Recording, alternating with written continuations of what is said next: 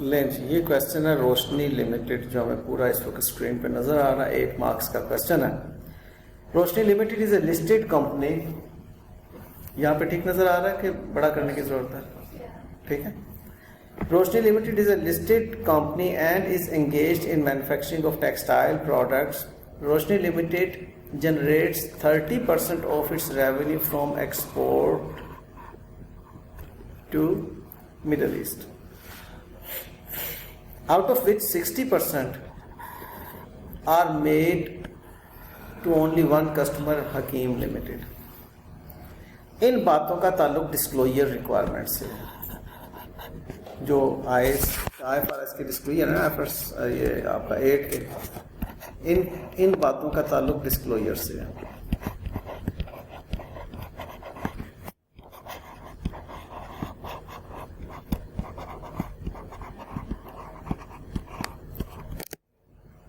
ठीक है, क्या है वो हम थोड़ी सी देर में देख लेंगे।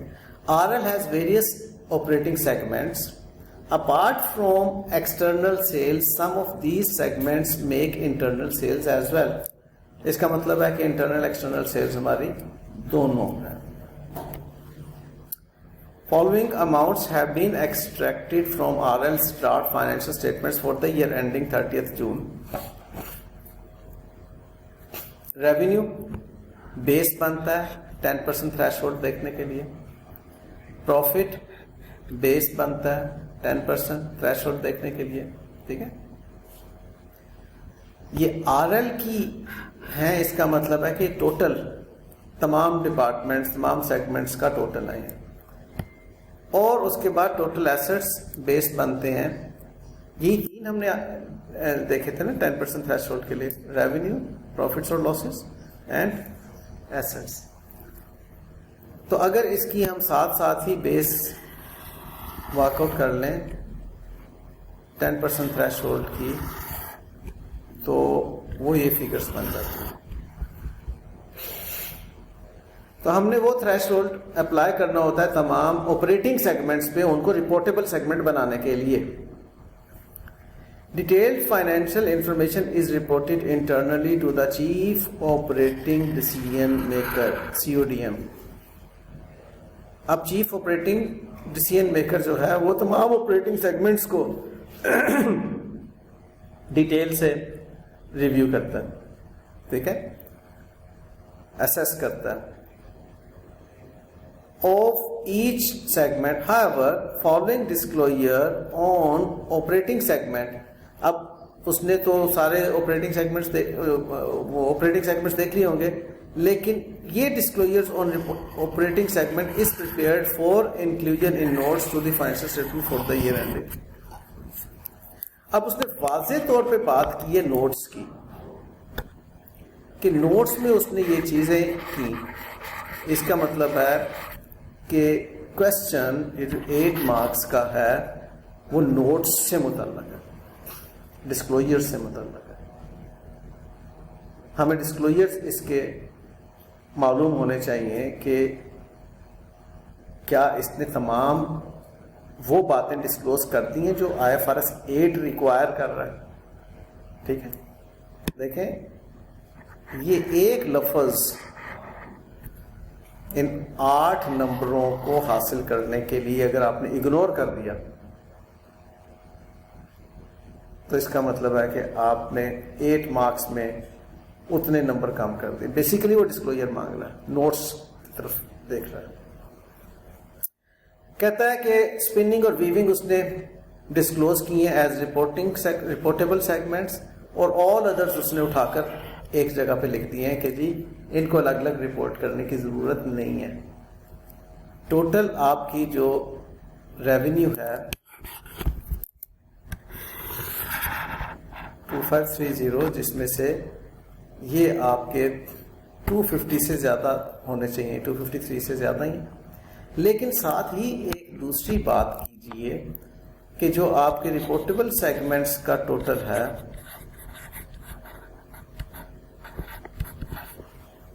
उनकी एक्सटर्नल सेल्स का टोटल,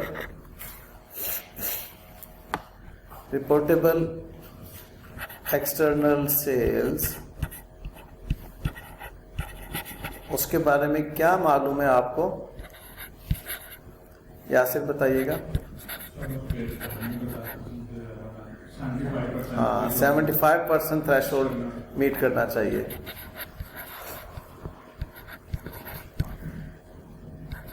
वीविंग और स्पिनिंग 1000, 10 एंड 560 मिलकर बनता है 1570। जबकि आपकी एक्सटर्नल सेल्स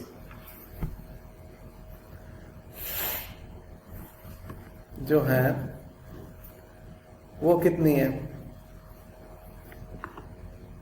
उसने कहा था ना एक्सटर्नल सेल्स का 75% होना चाहिए।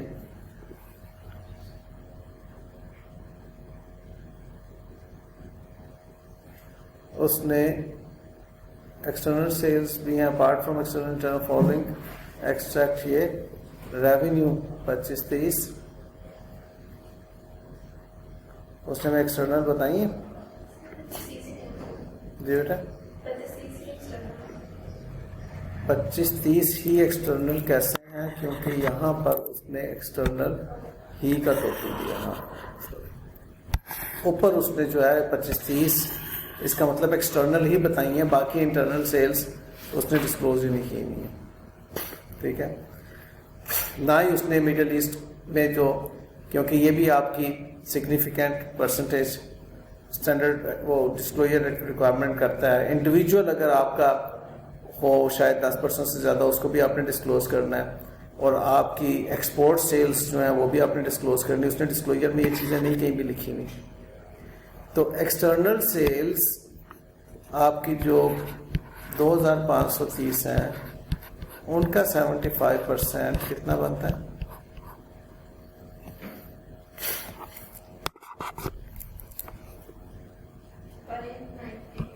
1898। तो ये बहुत बड़ी मिस्टेक है कि आपकी रिपोर्टेबल सेगमेंट्स की एक्सटर्नल सेल्स 75% से कम है। इसका मतलब है further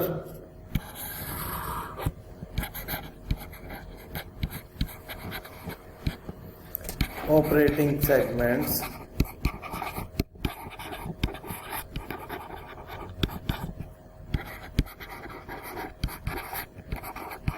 should be presented as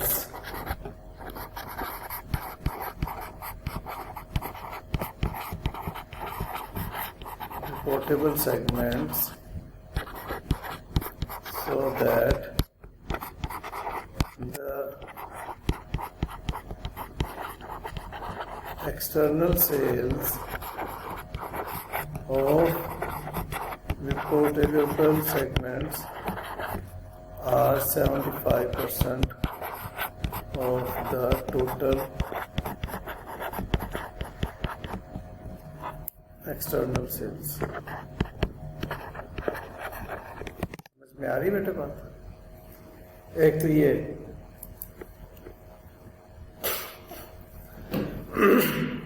ठीक है। दूसरा ये मैंने आपको डिस्क्लोजर्स के मिडल ईस्ट वगैरह, क्योंकि इसका रिक्वायरमेंट क्या है? इसकी रिक्वायरमेंट ये है कि आप एक लिस्ट बनाएं एरर्स की। नीचे मैंने उसकी सॉल्यूशन से जो स्टैंडर्ड सॉल्यूशन था वो मैंने इधर पेस्ट कर दिया, इसको जस्ट अब रीड कर लेते हैं। क्या कहता है जी? Revenue from reportable segment is 62% of the total revenue against requirement of 75%, so another segment needs to be disclosed separately। ठीक है, उससे मिलती जुलती बात मैंने कर दी। Interest income of spinning and weaving segment. हाँ, अब जरा इसको गौर से देखें। यहाँ पर interest income spinning and weaving की उसने दी हुई है, टोटल में आपको वो नहीं नजर आ रही, लेकिन इधर दी हुई। इधर उसने गलती क्या की है? उसने एक्सपेंस इंटरेस्ट एक्सपेंस को इंटरेस्ट इनकम के साथ नेट ऑफ कर दिया। नेट ऑफ नहीं होना चाहिए, क्योंकि IAS 1 की खिलाफ वर्जी है। यहाँ पर IAS 1 आपको कहता है कि इनकम्स और एक्सपेंसेस नेट ऑफ नहीं करें, उसको अलग अलग ग्रॉस आप शो करें, तो नेट ऑफ नहीं होना चाहिए। फिर उसके बाद आपके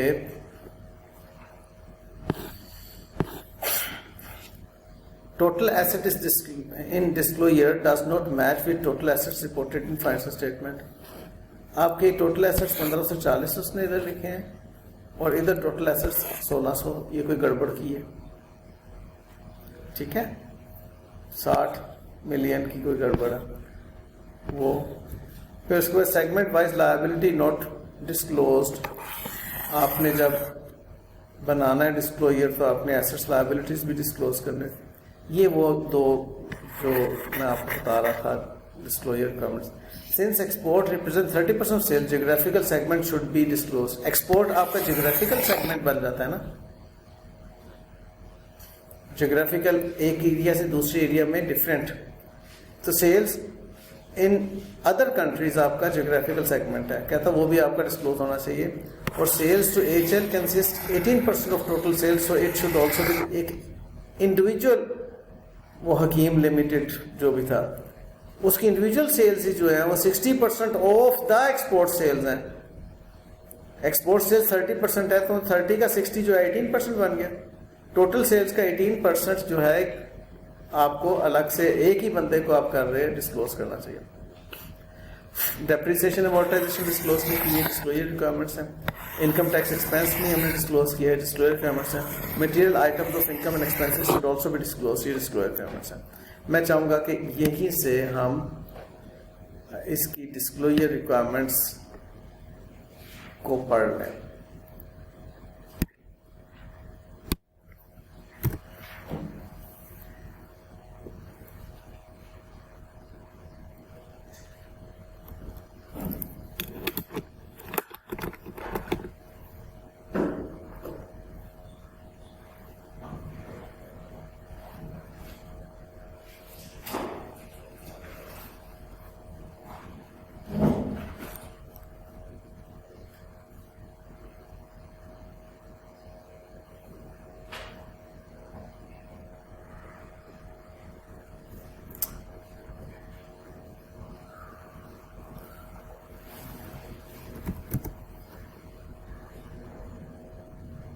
जी, ऑपरेटिंग सेगमेंट, इसके disclosure requirements.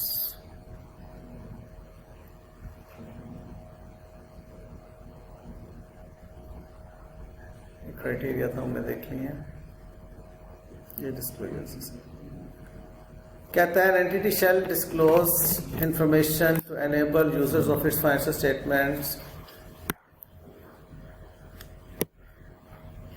to evaluate the nature and financial effects of the business activity in which it engages and economic environment in which it operates।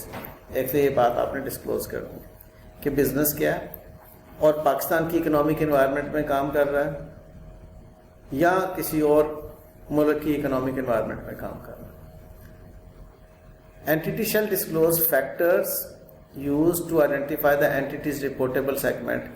क्या हमने किस फैक्टर को बेस किया उसके रिपोर्टेबल सेगमेंट को आइडेंटिफाई करने के लिए? कितने फैक्टर्स हैं जी? 3, सेल्स, प्रॉफिट और asset. The judgment made by management in applying the aggregation criteria. Aggregation criteria का मतलब क्या है कि अगर आपने 2 सेगमेंट्स को इकट्ठा करना हो तो क्या जजमेंट अप्लाई की। मैंने आपको कौन सी जजमेंट्स बताई थी कि उसकी प्रोडक्शन प्रोसेस सेम होना चाहिए, कस्टमर और उसकी सप्लाई चेन, ठीक है, और उसके मार्केटिंग या सेल्स प्रमोशन के लिए जो तरीक़ेकार हैं वो, ठीक है। ये आपके एग्रीगेशन जजमेंट्स बड़े वाज़ेह तौर पे लिखे हुए हैं। Types of products and services उसकी कौन कौन सी हैं ये बताना ज़रूरी है। फिर उसके बाद segment information of reportable segment. An entity shall disclose the following for each period for which a statement of comprehensive income is presented.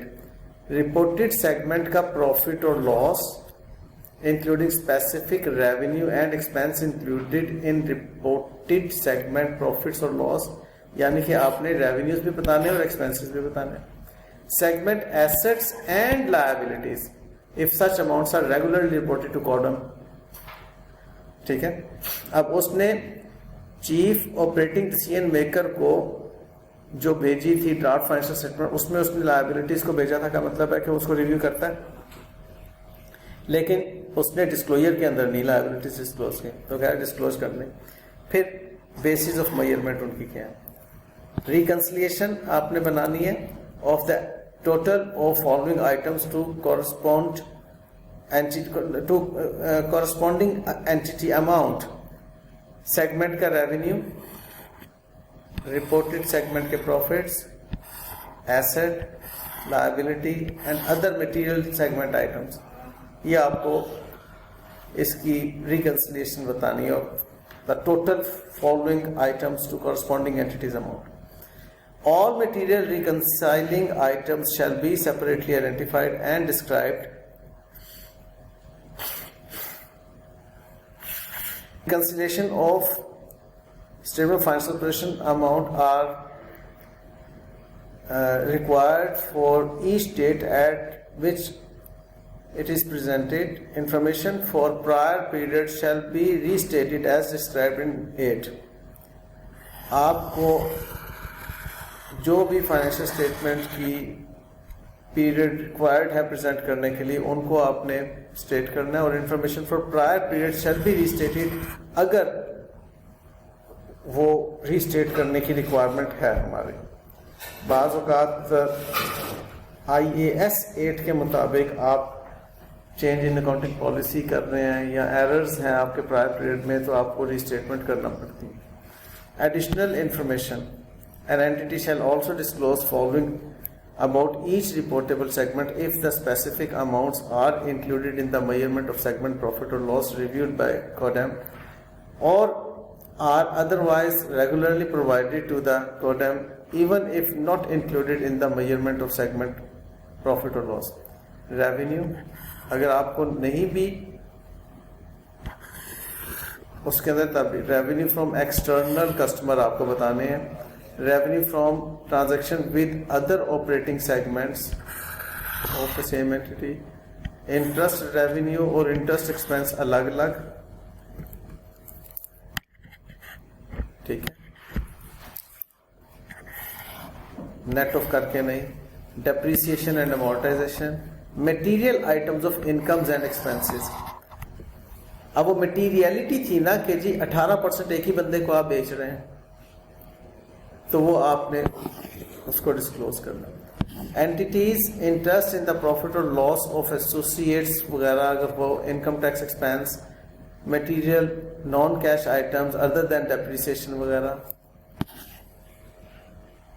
An entity shall disclose following about each reportable segment if the specified amount are included in the measurement: the amount of investment in associate and joint venture, the amount of additions to non-current assets other than financial instruments.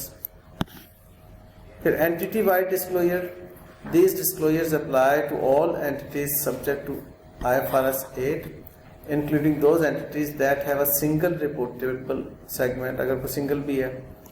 Revenue from external customer for each period and service or each group of similar products and service. Revenue from external customers attributed to the entity's country or domicile. Non-current assets located in the entity's country of domicile and in all foreign countries in which ये है जी extent of reliance on major customer, including detail of any customer's revenue that is greater than 10% of the entity's revenue. उसका 18% था, ठीक है, वो significance में भी आ रहा है, इसमें भी आ रहा है, जिसका 10% से ज़्यादा। Measurement of items reported in segment information.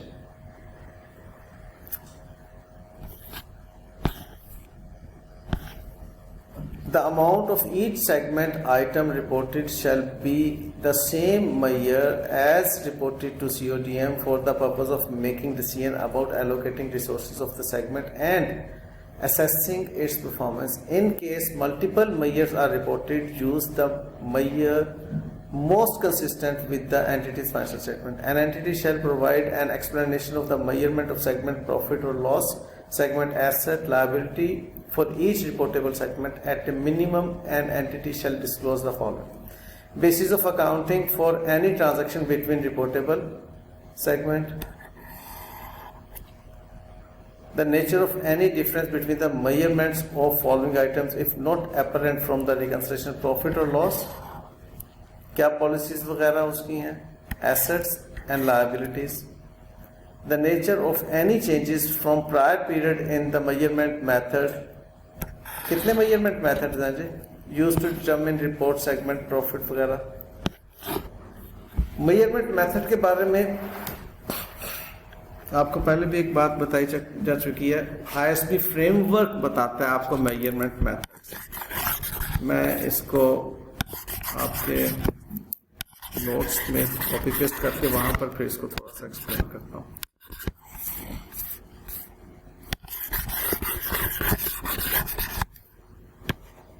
देखो बच्चे, ISB फ्रेमवर्क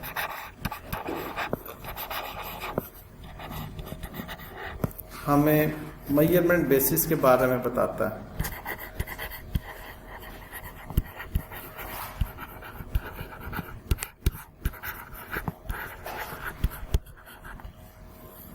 बुनियादी तौर पे मेजरमेंट बेसिस दो हैं. एक हिस्टोरिकल कॉस्ट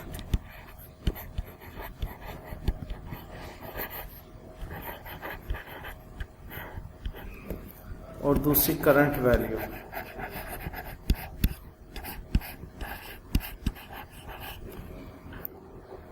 ठीक है. करंट वैल्यू की फर्दर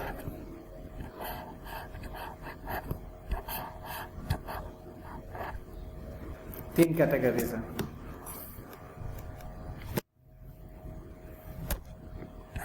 एक फेयर वैल्यू,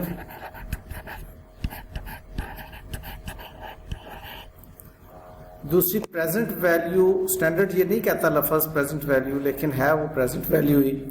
वो जो लफ्ज यूज बोलता है वो भी मैं करता हूँ इस्तेमाल अभी.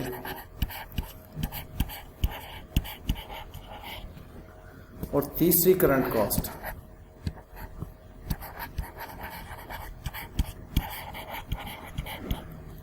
मैंने थोड़ा थोड़ा सा एक्सप्लेन करूंगा. फेयर वैल्यू क्या है? Exit price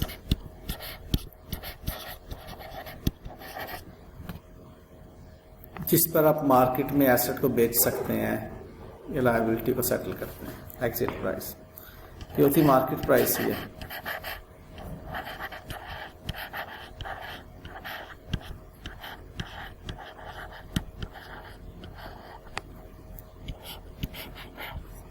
present value assets के लिए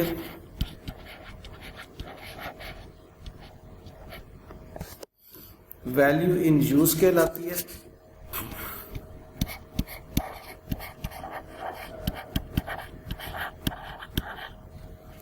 और लायबिलिटीज के लिए फुलफिलमेंट वैल्यू कहलाती है.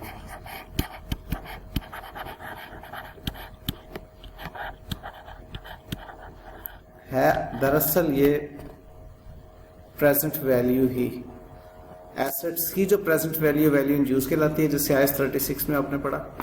और जो लायबिलिटीज की प्रेजेंट वैल्यू होती है उसको फुलफिलमेंट वैल्यू कहते हैं. और करंट कॉस्ट जो होती है रिप्लेसमेंट कॉस्ट होती है.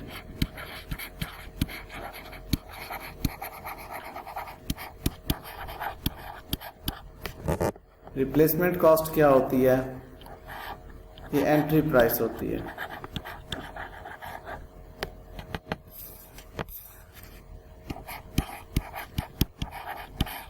यानी कि ये मार्केट प्राइस ही होती है,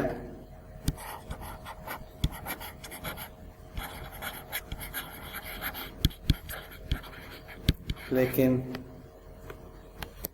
वो प्राइस जिस पर एसेट को बाय किया जा सकता है. ये वो प्राइस है जिस पे एसेट को बेचा जा सकता है. ये वो प्राइस है जिस पे एसेट को बाय किया जा सकता है. एंटर हो रहा है एसेट. ठीक है. या लायबिलिटी को अज्यूम किया जाता है. तो ये है जी मेजरमेंट बेसिस या मेजरमेंट मेथड्स. तो कहता है कि आपने जो मेजरमेंट मेथड इस्तेमाल किया हुआ उस एसेट्स या लायबिलिटी को फाइनेंशियल स्टेटमेंट में प्रेजेंट करने के लिए वो आप मेथड बताएंगे. और अगर उसे चेंज किया तो वो आप बताएंगे. ठीक है. अच्छा, इसके बारे में फर्दर बात हम मज़ीद देखते हैं, लेकिन मैं चाहूँगा कि हम अगला क्वेश्चन भी हल्का सा देख लें। बड़ा छोटा सा सवाल है IFRS 8 का। मेनली IFRS 8 के अंदर डिस्क्लोजर्स हैं जो कि आपके अच्छे तैयार होने चाहिए। इन बुनियादी बातों को करने के बाद disclosures requirement. Okay,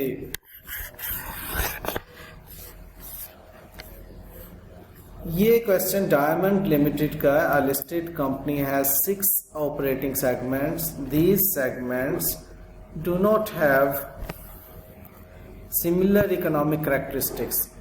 similar economic characteristics ना होने की वजह से एग्रीगेट तो नहीं हो सकता, ठीक है। Following segment wise information is available. Segment A B C D E F 6 segment हो गए। ये जो A है उसकी कोई एक्सटर्नल सेल्स नहीं है, सारे के सारे इंटरनल सेल्स हैं उसकी 24,000। लॉस मेकिंग सेगमेंट है, टोटल एसेट्स उसके 5,400 के।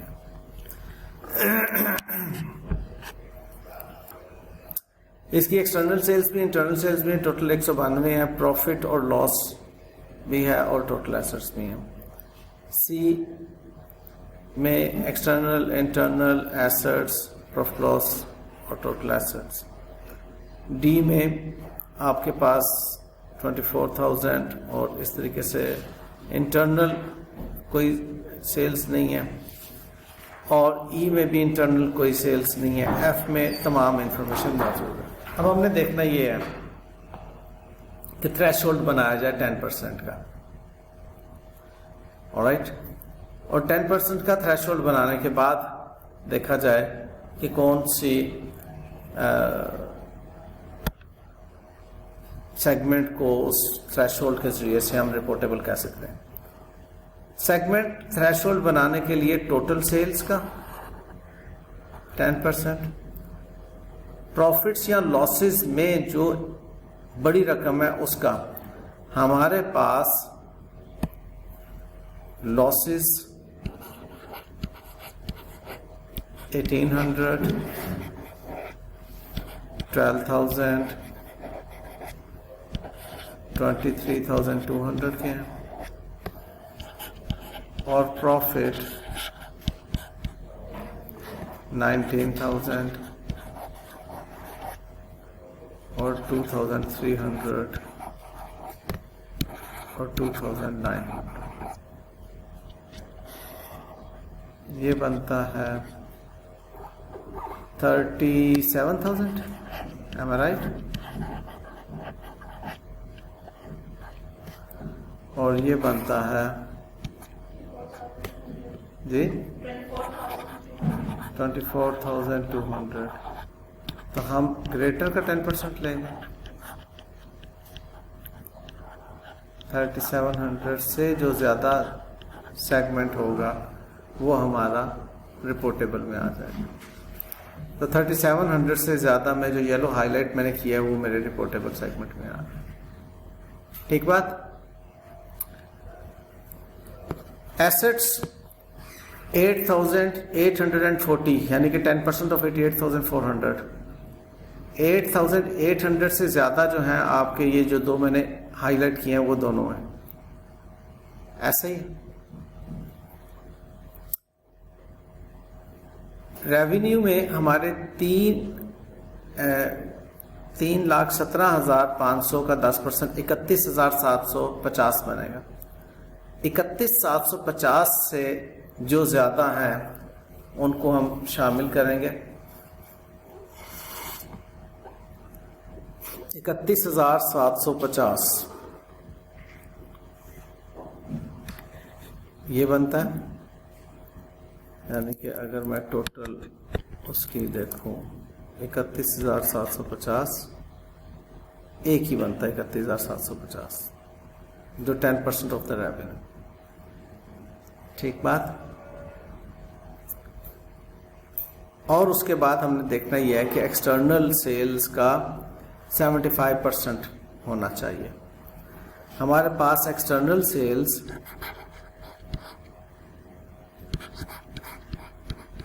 278,000 है, का 75% आप अगर लीजिए तो क्या बनता है?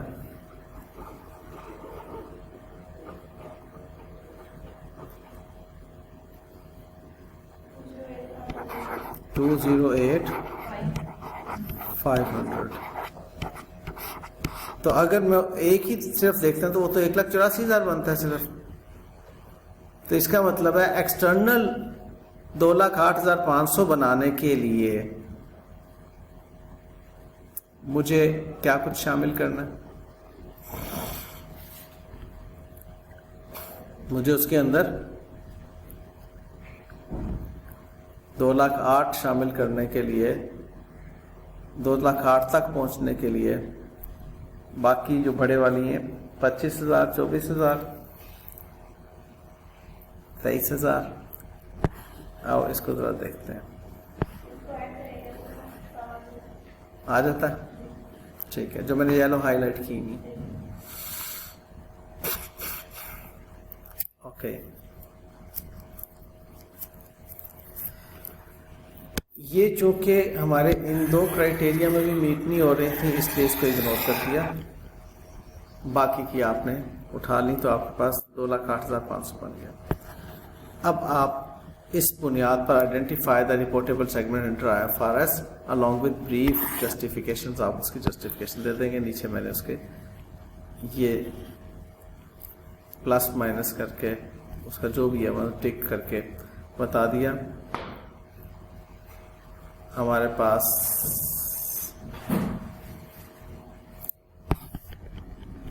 ये क्वेश्चन इतना सही है, इसमें बस आपको थोड़ा ब्रीफ उसका नोट देना होगा। ठीक है जी, ऑलराइट। मैं एक चीज ये देख रहा था कि आपके यहाँ पर कुछ एग्जाम्पल्स हैं, इनमें क्या कोई ऐसी एग्जांपल है जो कि प्योर डिस्क्लोजर से मतलब हो, उसको हम देख लें बस, फिर स्टैंडर्ड में और कुछ नहीं है।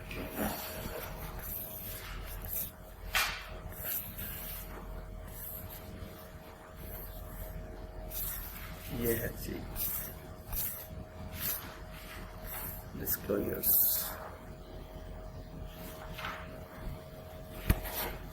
And the financial statements of Cohort Limited.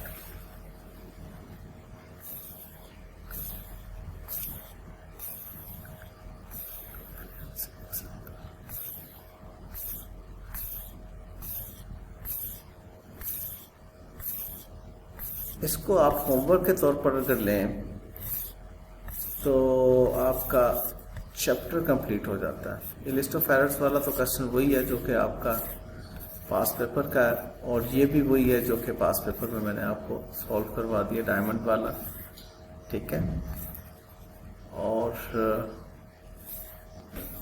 बाकी क्वेश्चंस मिलते जुलते हैं। मैं चाहूंगा कि आप सिर्फ डिस्क्लोजर वाला एक क्वेश्चन कर लेना, बाकी थ्योरी है।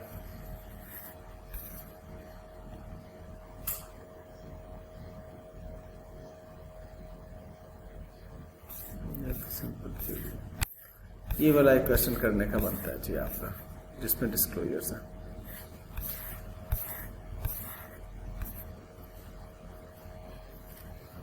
Show how these reportable segments and the necessary reconciliations will be disclosed. ठीक है, इस क्वेश्चन को मैं होमवर्क के तौर पे आपको दे देता हूँ और डिस्कशन बाद में कम से कम होमवर्क कर दिया।